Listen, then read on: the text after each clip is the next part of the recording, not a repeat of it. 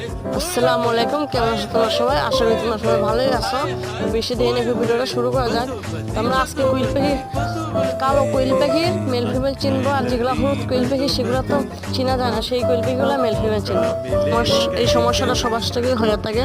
আপনি বাজার থেকে কুইল পাখি আনছেন, 40-45 দিন হয়ে দেখতেছে আপনার কুইল পাখি ডিম দিচ্ছে না।